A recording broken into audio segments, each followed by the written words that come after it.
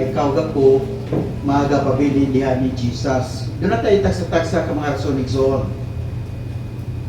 Nganong nagpabilin ka sa imong pagtrabaho, doon na kay rason nganong nagpabilin ka sa imong pag-eskwela, doon na kay rason nganong yung paggaw ng imong ginikanan, doon na tayo taksa-taksa na tubag, nganong milahutay ka diha sa imong relasyon, na kay kaugalingon nga tubag diha sa imong kinabuhi igsoon. Sa John chapter 15 verse 7, yun ini, if all of you abide in me, and my words abide in you, ye shall ask what you will, and it shall be done unto you. So, ang word nga efekson, depende ni kung unsay imong desisyon diha sa imong kinabuhi. Musunod ba ka o dili ba ka musunod? Doon na kay choice to make igsoon. Din, sa matag adlaw, doon na tayo gitawag desisyon, no? Kung musunod ba ta sa Dios, musik ba bata, muampo bata, o mabasa sa sulatan igsoon, doon na tayo pagpili nini. So ang word sa Ginoo na yun, if ye abide in me, kung magpabilin kamo kanako o ang akong pulong magpabilin nga na kaninyo, kung imong tan-awon kini mo nga verse igsoon, doon na kini promise para kanimo kanako. So why we need to remain in God? Kay doon ay promise igsoon nini mo nga verse. Primero, we can do nothing without Jesus. Amen ba? Wala jud tay mahimo kung wala si Jesus sa atong taksa ka mga kinabuhi. So during sa katawo nga kanang nagkuan ba siya, kanang nagkaon siya, nya before siya nikaon sa may button. Oh. Wa katubag mo man. So nagampo siya. Nya samtang nagampo siya, during sa katawo nga nakakita nga na kaniya. Kung bidol siya sa something wrong, ang kining mo nga tao siya wala man. Nagpasalamat lang ko sa Ginoo tungod kay iya kong gitagan og pagkaon mo nang nagpasalamat ko nga sa Ginoo. Miyon kini mo nga tawo nga ako, di ko ngayon nga magpasalamat nga sa Ginoo tungod kay naanak ko ang tanan. No, naanak ko ang tanan. Ingon kini mo nga tawo, prihaday ka sa akong iro. Ingon siya gano man, ang among iro sa diyan mo kaagba di apo-ampo, no? Gano man nagsalig siya nga pakanon nako. No, say nalimtan na to igsoon nga ang nagpakaon day nato wala lain kundi ang Dios. Usay nalimtan nato nga ang mga butang nato na possess karon iya diay Ginoo. Manangwa jud tay angay nga ipanghambog igsoon nga ni sa atong tagsa ka mga kinabuhi. Amen ba?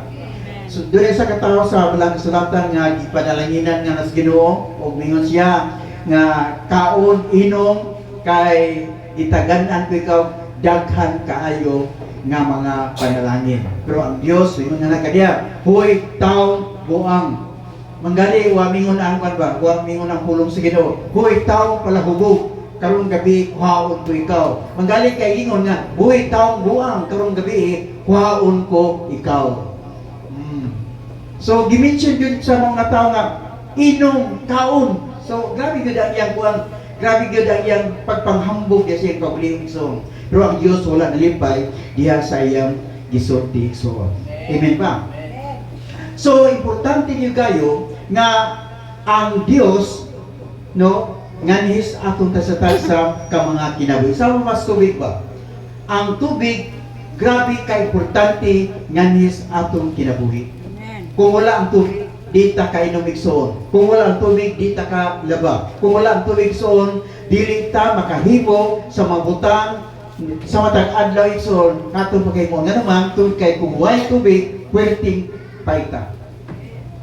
Inon ikaw, kung wala ang Dios kanhi sa atong kinabuhi, pwerteng paita. Nga naman kung wala ang Dios, walay makatabang nganhi kanato. Amen pa mo diha. So matubas Biblia, without me, you can do nothing. Wala jud mo'y mahimo sa inyong kaugalingon igsuon. Amen.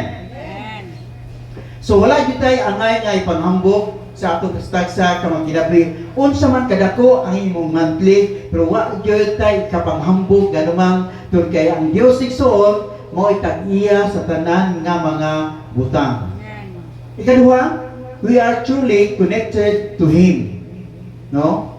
Tinuod kita nga nakakonek diya sa lingit ng gamhang kung si Jesus, kung kita matawag sa kanato igsoon, naga-abide diha ni Jesus.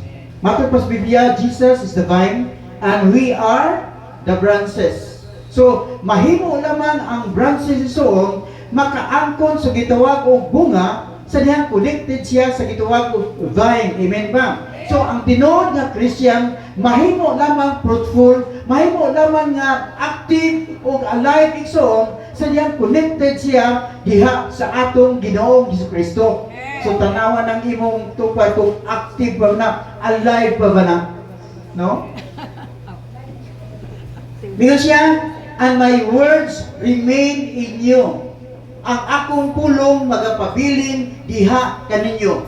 Mo ni usas rason igsoon nga wala tubagas Dios ang atong mapagampo. Nga naman, tungod kay nakadungog tas pulong sa Ginoo, pero walay pulong sa Ginoo nga nagapabilin diha sa atong tasatagsa ka mga kinabuhi. Mangutana ko ninyo. Kinsa may nainumdum sa giwali atong Sunday?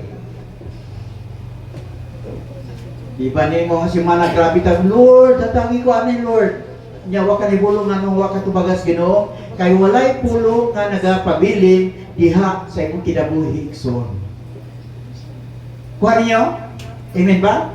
No? So, dapat igsoon nga ang pulong nato nadunggan karon magapabilin ganis atong tasatagsa ka mga kinabuhi kay igsoon.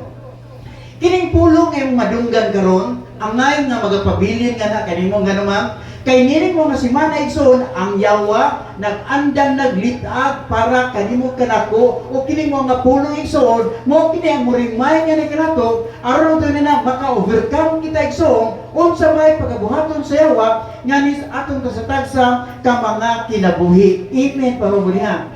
So, gikinahanglan nga ang pulong sa Ginoo magapabilin nga ni kanato nga naman to kay ang salad sa Ginoo nagasultiman nga sa dihang magaampo ka, no? Iya kining pagatubagon. Amen. It means igsoon kung ani mo paminaw sa pulong sa Ginoo. Unya ang pulong sa Ginoo nagapabilin nga na kaninyo mag-ampo kas Ginoo ang pagabuhaton sa Ginoo tumagon sa Dios ang imong mapag-ampo. Meaning mo si Mana igsoon. Amen ba? Di ba gusto mo tagtubag ganas Ginoo? So ang atong pagabuhaton kinahanglan nga pulong sa Ginoo nga atong nadunggan karon magapabilin sa atong tasatagsa kauna ug bisan pa man sa atong tasatagsa ka mga kinabuhi. Amen. Why we need to remain in the vine? Katulo, we become fruitful. Mahimutang magmabungahon igsoon. Verse 7, if any man remain in me, and my words remain in you, whatever you ask, I will give it unto you.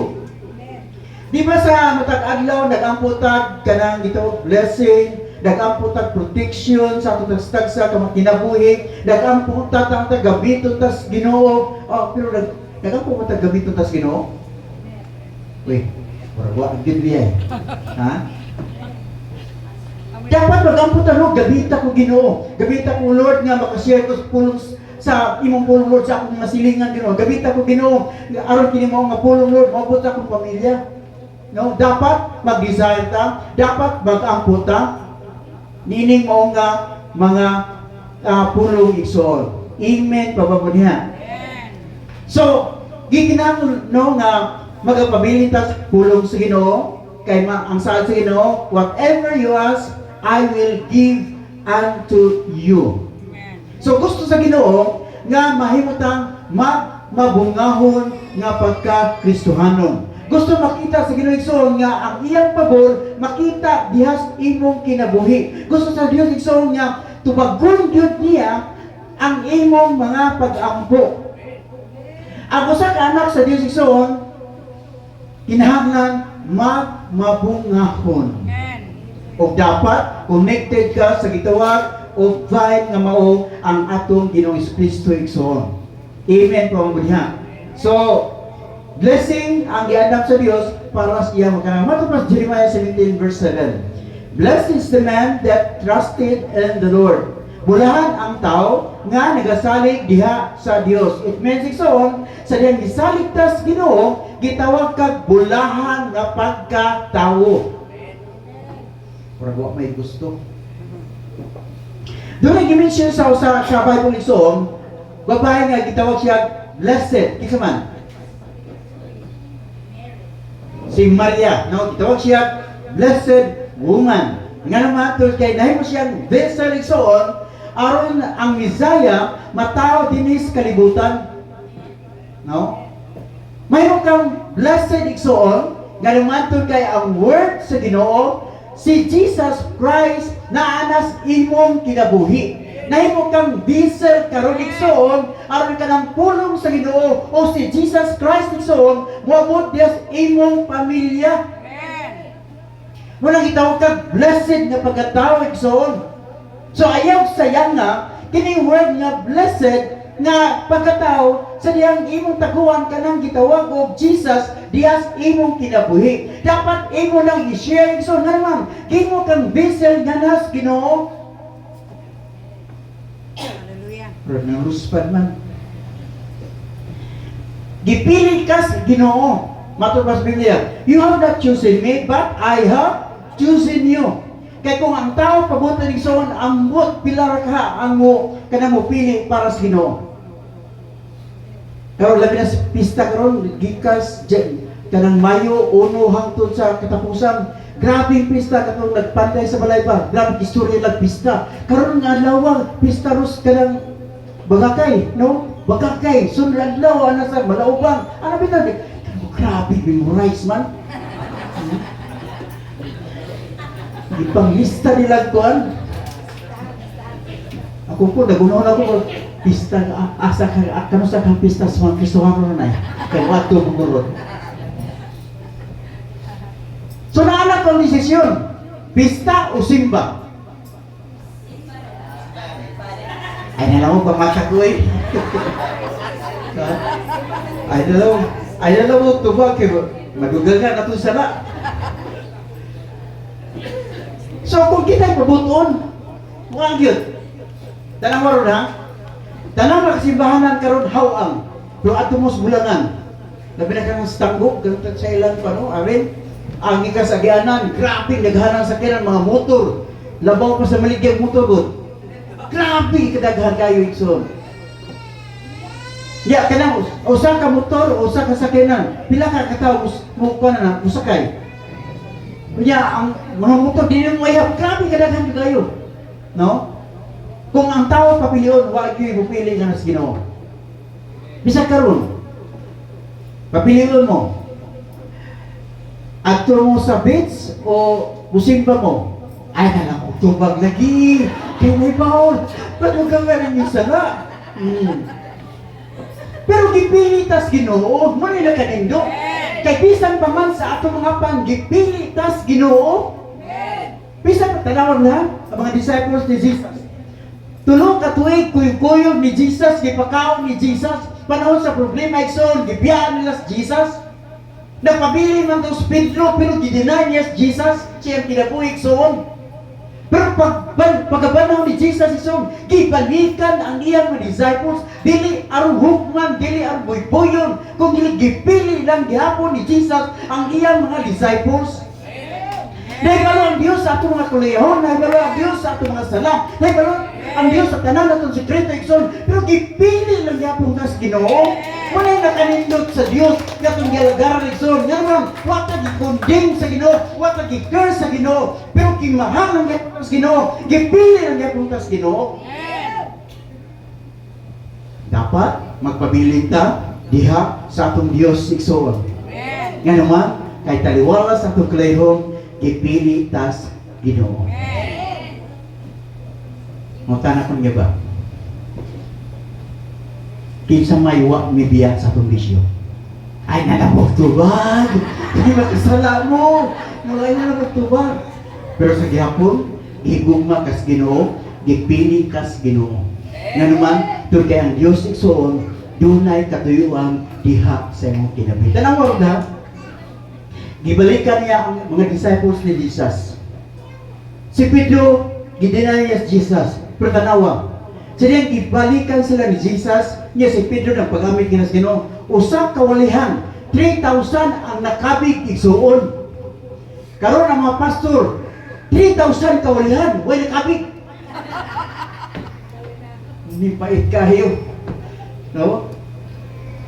Kasi magsalig mga mga pastor na, ako kabahanak. Nausay, magsalita sa kung kaalam ba? Naupring-nong ikaw. Dili sa kaalam ikson, aron pagagabiton tas Ginoo. Kung dili ang atong pagkasubmissive diha sa pulong sa atong Diyos ikson. Amen? Gusto sa Ginoo nga ang sa kanato mahimong fruitful. Amen ba?